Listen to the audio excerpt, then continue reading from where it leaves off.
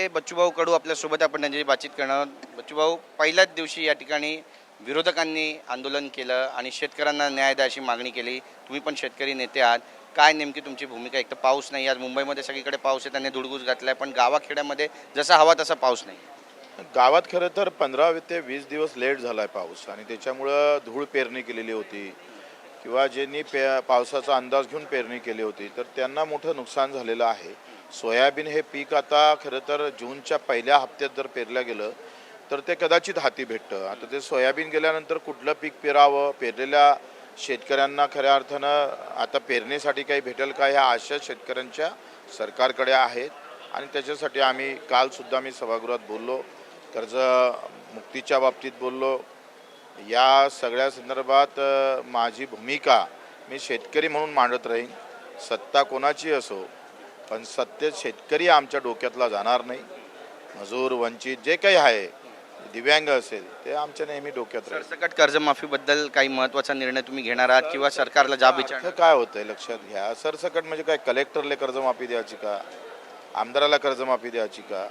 माझं म्हणणं आहे का सरसकटचा अर्थ जो काढला जातं त्याचा एकदा व्याख्या ठरली पाहिजे. सरसकट म्हणजे काय?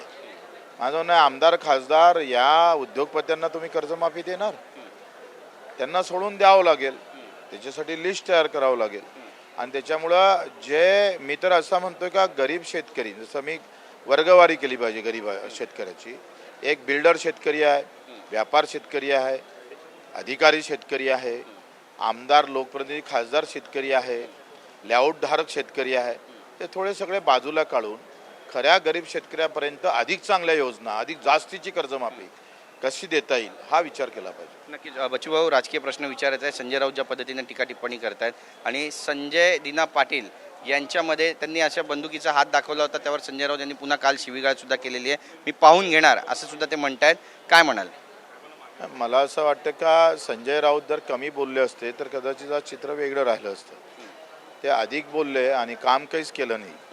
ते म्हणतं ना, तुकाराम महाराज नेहमी सांगत होते का लाख बोलण्याहून थोरं एकच माझा कर्तबगार. कर्तबगारी फार महत्त्वाची असते. आसाराम बापूचं अभंग किंवा त्यांचं ज्ञान तुकारामा एवढं कधीच म्हटलं जात नाही, कारण तुकारामांजींच्या महाराजांच्या कामात राम होता आणि ते कर्तृत्वातून समोर आले होते. तसं संजय राऊतची कथा आहे. शिवसेना राज्यातला सगळ्यात मोठा पक्ष झालेला, सगळ्यात जास्त खासदार असलेला पक्ष, काय नेमकं शिवसेनेच्या वाटेला हवं असं तुम्हाला वाटतं? बच्चू कडू यांना वाटतं का दोनही शिवसेना एकत्र झाल्या पाहिजे. महाराष्ट्राच्या मुलखात वाढलेली, या भूमीत उभी राहिलेली, मराठी माणसाचा अभिमान बाळगणारी ही शिवसेना एकत्र होऊन अवघ्या महाराष्ट्रावर आपली सत्ता अधिक मजबूत कशी करता येईल याचा प्रयत्न केला पाहिजे. उद्धव ठाकरे, एकनाथ शिंदे यांनी एकत्र हात मिळवणी केली पाहिजे असं? एकत्रित होऊन काम केलं पाहिजे, व्यवस्थित त्याचं प्लॅनिंग केलं पाहिजे. आणि आज म्हणजे माझं एक व्यक्तिगत मत आहे, ह्या भावना आहे. तुम्ही स्वतः पुढाकार घेणार यासाठी, काही सांगणार एकनाथ शिंदेंना, उद्धव ठाकरेंना? तुमच्या दोघांशी पण चांगलं सख्य आहे. तुमच्या माध्यमातून ह्या बातम्या जेव्हा जाईल त्याच्यातून काही घडतं का तो प्रयत्न करू. म्हणजे आणखी 3 खासदार वाढले तर आणखी जास्त ताकद वाढेल. मग प्रश्न असा निर्माण होईल की मुख्यमंत्री कोण होणार? कसं आहे, हा नंतरचा भाग आहे. पहिले एकदा विचारानं मराठी माणसाचा आवाज म्हणून एकत्र यायला काही हरकत नाही. नक्कीच. पण तुम्ही यापूर्वी सुद्धा म्हटलंय की मुख्यमंत्रीपदे एकनाथ शिंदेंनी भूषवलं पाहिजे. तुमची अजूनही ती इच्छा आहे? कारण जेव्हा जेव्हा एकनाथ शिंदे दिल्लीत जातात गुड न्यूज घेऊन येतात, यावेळी गुड न्यूज घेऊन आलेले आहेत का असं तुम्हाला प्रत्यक्ष वाटतं का? माझं काय मत आहे का एक पक्ष कार्यकर्ता म्हणून, एक शिवसैनिक म्हणून त्या आमच्या भावना आहे. त्याच्यामुळं त्या भावनेला तुम्ही किती डाव विचारला तर तेच उत्तर येईल. कसं आहे, जसं आईचं प्रेम मुलावर असतं, मुलाचं प्रेम आईवर असतं, तसं कार्यकर्त्याचं प्रेम हा नेत्यावर असतंच आणि ते राहीलच शेवटपर्यंत. तुम्ही म्हणताय की दोन्ही शिवसेनेनं एकत्र यायला पाहिजे, मग संजय राऊत चालतील? कसं आहे, राजकारणात असं काहीच नसतं काय चालतं आणि काय नाही. हे फार पूर्वीपासून आहे. कसं आहे, महाभारतामध्ये तुम्ही जर हे सगळं पाहिलं असेल तर दुर्योधनाले पचून घेतलं ना श्रीकृष्णानं. म्हणजे त्याला एका इकडे कटशहा दिला आणि एका इकडे काही गोष्टी सांगण्याचा प्रयत्नही झाला. माझं असं मत आहे का राजकारणामध्ये काय कधी होईल याचं नवल म्हणायचं काही गरज नाही. राजकारणाचं कारणच असं आहे की ज्याला काही कारण नसतं आणि तिथं राजकारण सुरू होतं.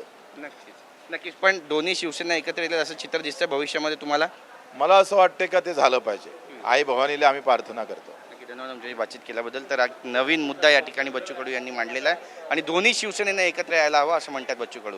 कॅमेरा पर्सन सिद्धेश नाईकसह गिरीश गायकवाड, TV9 मराठी, मुंबई.